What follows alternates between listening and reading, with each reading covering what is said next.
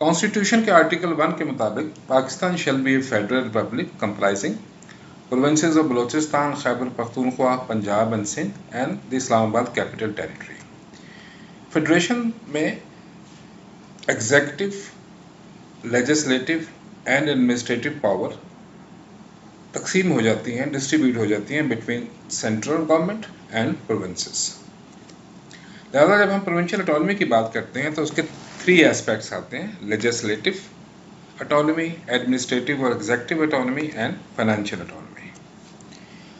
18 amendment 2010 में पास हुई थी और उसका बुनियादी जो पर्पस था, बेसिक पर्पस था कि फेडरेशन को स्ट्रेंथन किया जाए बाय एनहांसिंग प्रोविंशियल ऑटोनॉमी, और जो पाकिस्तान में फेडरलिज्म की प्रॉब्लम पास में रही है उसको प्रॉपरली एड्रेस किया जाए। तो पहले तो हम ये देखेंगे कि पाकिस्तान में प्रॉब्लम ऑफ फेडरलिज्म है क्या, और फिर बाद में देखेंगे कि 18 अमेंडमेंट उन प्रॉब्लम्स को हल करने में कितनी हद तक कामयाब रही है। फर्स्ट प्रॉब्लम जो फेडरल प्रॉब्लम पाकिस्तान में है वो ये है कि federal government in Pakistan has been more powerful than the federating unit और प्रोविंसेस। सेकंड जो प्रॉब्लम रही है वो ये है कि Punjab disproportionately larger size than the other provinces. तो पंजाब का साइज पॉपुलेशन वाइज बाकी तमाम सूबों से बहुत ज़्यादा है। जैसा कि आप इस टेबल में देख सकते हैं, जो लास्ट सेंसस 2023 में हुआ था उसके मुताबिक पंजाब का शेयर पाकिस्तान की पॉपुलेशन में 52.87% है।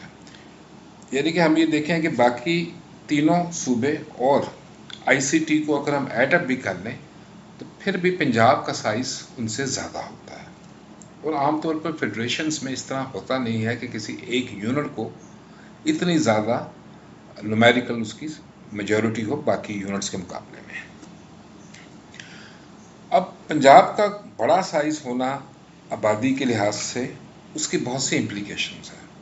पहली इम्प्लीकेशन तो ये है कि फेडरल गवर्नमेंट कि अगर हम कंपोजिशन देखें, पॉलिटिकली देखें या एडमिनिस्ट्रेटिवली देखें तो उसमें ज़्यादातर लोग पंजाब से होते हैं।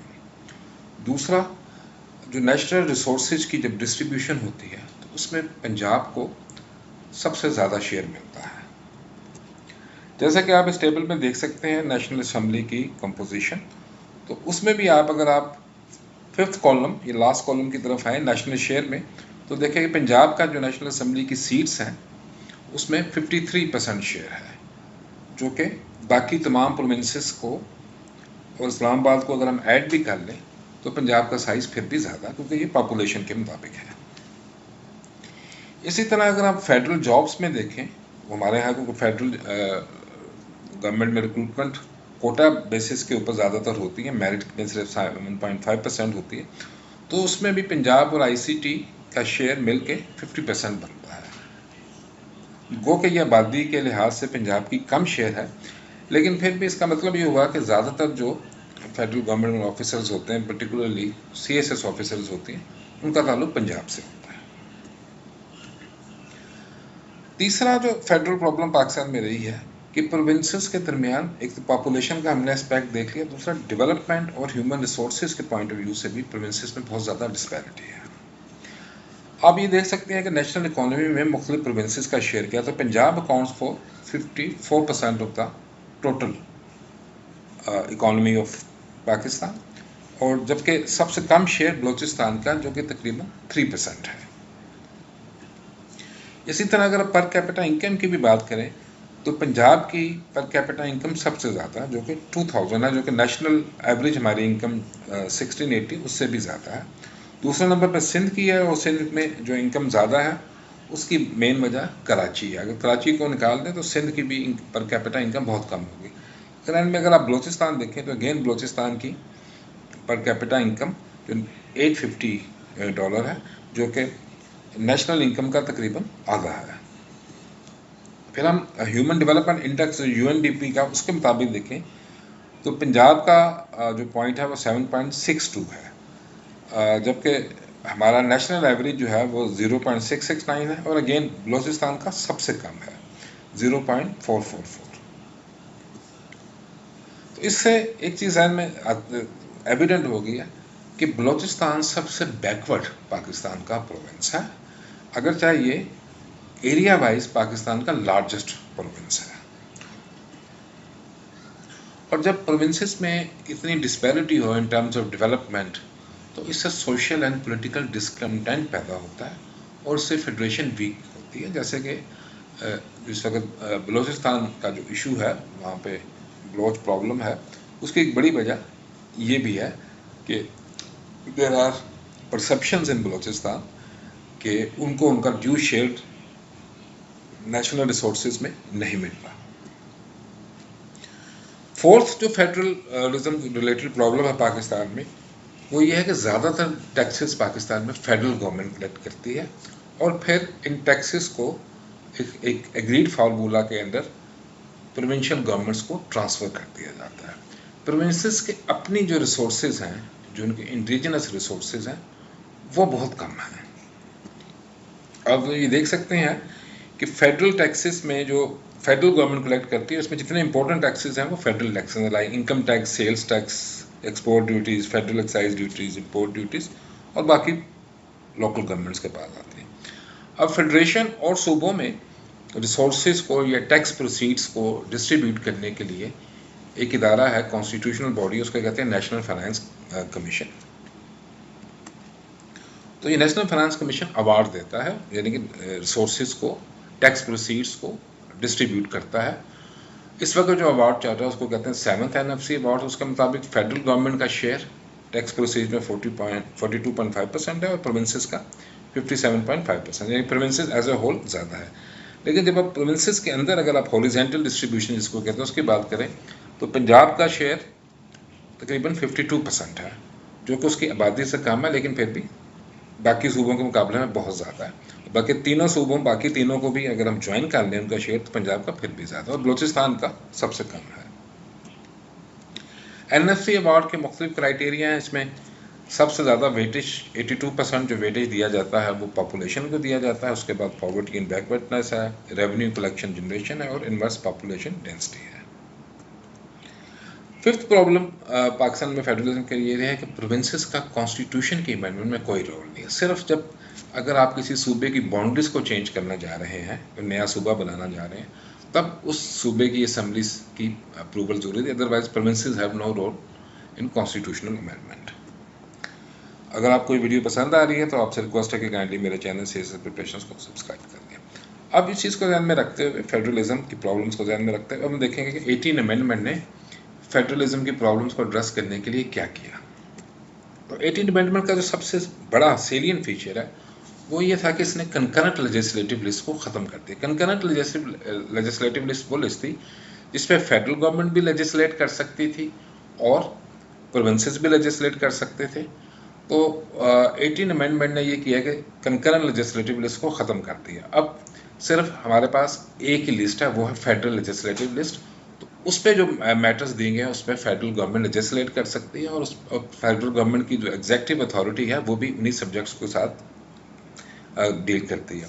उसके अलावा बाकी जितने भी सब्जेक्ट्स हैं वो other than the federal list वो सूबों के सफ़ेयर में आ जाते हैं। जहाँ तक फेडरल लेजिस्लेटिव लिस्ट का ताल्लुक है तो टोटल इसमें 77 सब्जेक्ट्स हैं। दूसरा बड़ा जो काम किया 18 अमेंडमेंट ने वो ये था कि उससे पहले एक कॉन्स्टिट्यूशन में ये प्रोविज़न थी कि अगर गवर्नर, जो कि फेडरल गवर्नमेंट का एक नॉमिनी होता है, उसका रिप्रेजेंटेटिव होता है, वो चाहे तो प्रोविंशियल असेंबली को और प्रोविंशियल गवर्नमेंट को डिसमिस कर सकता है in case of constitutional breakdown. तो ये भी एक प्रोविंशियल ऑटोनॉमी में बड़ी एक इंटरफेरेंस था। तो 18 अमेंडमेंट ने इस पावर को भी गवर्नर की ख़त्म कर दिया। अब गवर्नर प्रोविंशियल गवर्नमेंट या असेंबली को डिसमिस नहीं कर सकता। तीसरा 18 अमेंडमेंट ने ये किया कि अगर फेडरल गवर्नमेंट किसी प्रोविंस में कोई हाइड्रो पावर स्टेशन या थर्मल स्टेशन कायम करेगी, सेटअप करेगी, तो प्रोविंशियल गवर्नमेंट से ज़रूर पूछा जाएगा। फिर ये भी कहा गया है कि प्रोविंसेस का जो शेयर होगा नेशनल फाइनेंस कमीशन में उसको प्रोटेक्ट किया जाएगा, यानी कि प्रोविंसेस को जो शेयर मिल रहा है वो उससे कम नहीं होगा। तो इस वक्त जो प्रोविंसेस का शेयर है उससे कम नहीं हो सकता, उससे ज़्यादा हो सकता है। और उसने फिर ये भी 18 अमेंडमेंट ने ये भी प्रिस्क्राइब किया कि एक मैकेनिज्म होगा जिसमें फेडरल मिनिस्टर भी होंगे, प्रोविंशियल मिनिस्टर भी होंगे, who will oversee the implementation of the NFC.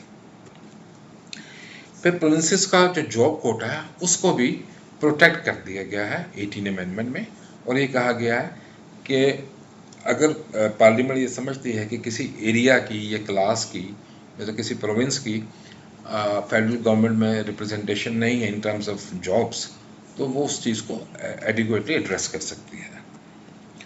अब हम देखेंगे कि 18 अमेंडमेंट की एवेल्युएशन हम करेंगे कि इन प्रोविजंस की उन्होंने किस हद तक प्रोविंशियल ऑटोनॉमी को या फेडरलिज्म को प्रमोट किया है। तो एक समय तो कोई शक नहीं है कि 18 amendment has enhanced provincial autonomy and strengthen federalism. Concurrent legislative list जैसे बताया डिलीट हो गई है, प्रोविंसेस शेयर इन एनएफसी अब प्रोटेक्ट हो गया, वो कम नहीं हो सकता।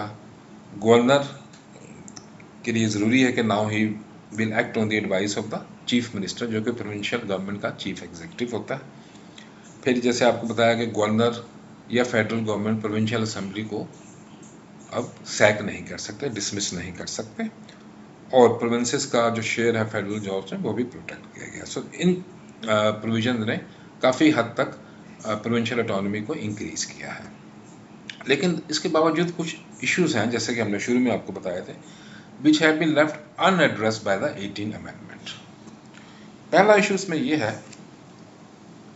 कि 18 अमेंडमेंट ने ये तो किया कि प्रोविंसेस की लेजिस्लेटिव एग्जीक्यूटिव ऑटोनॉमी इंक्रीज कर दी, कंकरेंट इसको ख़त्म करता है, लेकिन प्रोविंसेस के दरमियान जो डिस्पैरिटीज़ है, जिसका हमने शुरू में आपको बताया खासतौर पर बलोचिस्तान के बारे में, उस डिस्पैरिटीज़ को वो ख़त्म नहीं करते। दूसरा, एक अनोमली क्रिएट कर दी है, बल्कि उसको इंक्रीज कर दिया है प्रोविंसेस की लेजिस्लेटिव एग्जीक्यूटिव पावर्स और प्रोविंसेस की फाइनेंशियल पावर के दरमियान। जैसे कि आपको शुरू में बताया था कि जितने भी इम्पोर्टेंट टैक्सेस हैं वो फेडरल गवर्नमेंट कलेक्ट करती है और फिर उनमें से एनएफसी के फार्मूला के मुताबिक प्रोविंसेस में डिस्ट्रीब्यूट कर देती है। अब अगर हम प्रोविंसेस के अपने फाइनेंशियल रिसोर्सेज देखें तो वो तीन तरह के प्रोविंसेस के अपने रिसोर्सेज आ गए, फेडरल रिसीव्स और ग्रांट्स जो फेडरल गवर्नमेंट से लेते हैं, इसमें एनएफसी अवार्ड भी आ जाता है और फेडरल गवर्नमेंट वैसे भी ग्रांट्स भी देती है प्रोविंसेस को। इसके अलावा रॉयल्टी, गैस की रॉयल्टी भी प्रोविंसेस को मिलती है।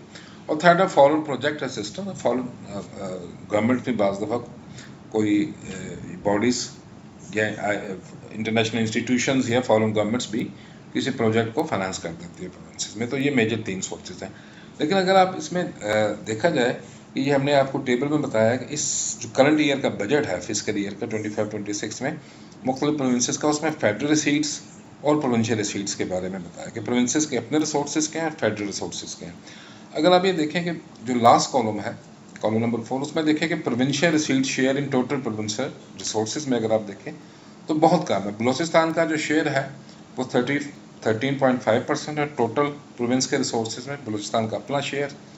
केपी का 8.4% है, पंजाब का 16.3% है और सिंध का 25.7% है। सिंध का इस वजह से ज़्यादा है कि उसमें अगर कराची पाकिस्तान का क्योंकि एक फाइनेंशियल हब है, बिजनेस हब है, तो अगर कराची की वजह से सिंध के रिसोर्सेज जो है, जो टैक्स रिसोर्सेज हैं या रेवेन्यू रिसोर्सेज है, वो इंक्रीज़ हो जाते हैं। अदरवाइज़ सिंध के भी इंडिजिनस रिसोर्सेज बहुत कम है।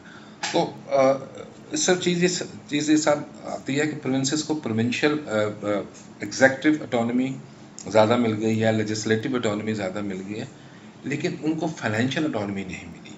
फाइनेंशियल ऑटोनॉमी उन्हें तब मिलेगी कि जब प्रोविंसेस के अपने रिसोर्सेज जो हैं वो ज़्यादा होंगे और प्रोविंसेस की फेडरल गवर्नमेंट के ऊपर, फेडरल गवर्नमेंट ग्रांट्स पे या टैक्स प्रोसीड्स के ऊपर डिपेंडेंस कम हो जाएगी। पर प्रोविंसेस में बहुत से कैपेसिटी इश्यूज भी हैं। पावर्स ऑफ प्रोविंसेस को मिल गई हैं, लेकिन प्रोविंसेस जो गवर्नमेंट का जो स्ट्रक्चर इस तरह का है कि वहाँ पे इन पावर्स को प्रॉपरली एक्सरसाइज करना भी एक इशू है। कैपेसिटी बिल्डिंग की प्रोविंसेस में बहुत ज़्यादा ज़रूरत है। इस इशू को भी प्रोविंशियल गवर्नमेंट या 18 अमेंडमेंट प्रॉपरली एड्रेस नहीं करते। इसके साथ साथ एक ये भी हुआ है कि जब हमने कंकरेंट लेजिस्लेटिव लिस्ट ख़त्म कर दी तो फेडरल गवर्नमेंट के लिए कुछ प्रॉब्लम्स ये आना शुरू हो गई कि बहुत से ऐसे इश्यूज हैं जिसमें जो पहले कंकरेंट लेजिस्लेटिव लिस्ट में थे, यानी कि फेडरल गवर्नमेंट भी उस पर लेजिस्लेट कर सकती थी या उसकी एग्जेक्टिव पावर उसमें होती थी, लेकिन अब वो सूबों के पास चला गया तो फेडरल गवर्नमेंट को उसमें रोल नहीं रह गया। लेकिन जब हम कोई इंटरनेशनल ट्रीटी साइन करते हैं, इंटरनेशनल एग्रीमेंट साइन करते हैं, तो उसमें रिस्पॉन्सिबल फेडरल गवर्नमेंट होती है, सूबे नहीं होते। For example labour convention, international Pakistan ने बहुत से इंटरनेशनल लेबर कन्वेंशन साइन किए हुए हैं, तो इनकी इम्प्लीमेंटेशन तो सूबों में होती है और ये प्रोविंशियल इशू है, लेकिन इसके लिए रिस्पॉन्सिबल जो है इंटरनेशनल फोरा पे वो फेडरल गवर्नमेंट है। इसी तरह इन्वेस्टमेंट रिलेटेड जो पॉलिसीज़ हैं उनकी इम्प्लीमेंटेशन प्रोविंसेस में होती है, लेकिन एफडीआई को ओवरऑल रिस्पॉन्सिबल फेडरल गवर्नमेंट है। तीसरा, IMF की कंडीशनैलिटी अगर हमने मीट करनी है तो कंडीशनैलिटी मीट करना फेडरल गवर्नमेंट का काम है, लेकिन फेडरल गवर्नमेंट तब तक कंडीशनैलिटी मीट नहीं कर सकती जब तक प्रोविंसेस उसके साथ ना, क्योंकि बहुत से ऐसे इश्यूज आते हैं जो कि प्रोविंशियल इश्यूज हैं। नंबर 5 ये है कि हमारे यहाँ जो गवर्नमेंट्स हैं they are controlled by the political party. तो जिस पार्टी की रूलिंग पार्टी होती है वो गवर्नमेंट को भी कंट्रोल करती है। पाकिस्तान में जो पॉलिटिकल पार्टीज़ हैं they are highly centralize organization, तो वो सेंट्रल लेवल के ऊपर डिसीजन लेते हैं और फिर पार्टी के जो प्रोविंशियल गवर्नमेंट्स हैं या प्रोविंशियल उनकी कमांड्स हैं वो भी सेंट्रल के साथ उसके मुताबिक जाते हैं। तो इससे हुआ कि हमने प्रोविंशियल ऑटोनॉमी दे तो दी एडमिनिस्ट्रेटिव और लेजिस्लेटिव, लेकिन वो provincial autonomy properly provincial government exercise कर नहीं रही, क्योंकि वो बात फॉलो करती हैं अपनी लीडरशिप को, और पॉलिटिकल पार्टीज पाकिस्तान में दे आर हाईली सेंट्रलाइज। इसकी मैं आपको एग्जांपल ऐसे दूंगा कि senate of Pakistan upper chamber है हमारा और ये फेडरल प्रिंसिपल को रिप्रेजेंट करता है, लेकिन इसका मतलब ये है कि जो सेनेट है वो प्रोविंसेस के राइट्स को प्रोटेक्ट करने के लिए बना है। लेकिन आपने देखा होगा कि सेनेट में जब भी वोटिंग होती है या सेनेट में जो भी डिबेट या डिस्कशन होती है वो प्रोविंशियल लाइंस पे नहीं बल्कि पार्टी लाइंस के ऊपर होती है। तो यही वजह है कि जब तक हमारी पार्टीज डिसेंट्रलाइज नहीं होंगी, अपनी प्रोविंशियल गवर्नमेंट्स को, प्रोविंशियल चैप्टर्स को ज़्यादा स्ट्रेंथन नहीं करेंगी, तो प्रोविंशियल ऑटोनॉमी जो है वो उसको एक्चुअलाइज करना, रियलाइज़ करना बहुत मुश्किल हो जाएगा। फाइनली प्रोविंसेस का भी कॉन्स्टिट्यूशन की अमेंडमेंट में कोई रोल नहीं है, सिवाय उसके कि जब उनका कोई नया सूबा आपने बनाना हो। आपको कोई कॉन्स्टिट्यूशन एक बेसिक लॉ है कंट्री का, और तमाम जो स्ट्रक्चर है गवर्नमेंट का और रिलेशनशिप्स हैं between different institution and between the federation and the provinces, वो कॉन्स्टिट्यूशन डिफाइन करता है। तो ये भी एक प्रॉब्लम है जो कि 18 अमेंडमेंट एड्रेस नहीं करती। तो हमारा कंक्लूजन ये है कि 18 amendment only partially addresses the problem of federalism, कुछ करती है और बहुत सी जो प्रॉब्लम है जैसे इस वीडियो में आपको बताया गया है उनको वो प्रॉपरली एड्रेस नहीं करती। उम्मीद है आपको ये वीडियो पसंद आई होगी। आपसे रिक्वेस्ट है कि काइंडली मेरे चैनल CSS प्रिपरेशंस को सब्सक्राइब कर लें। Thanks for watching.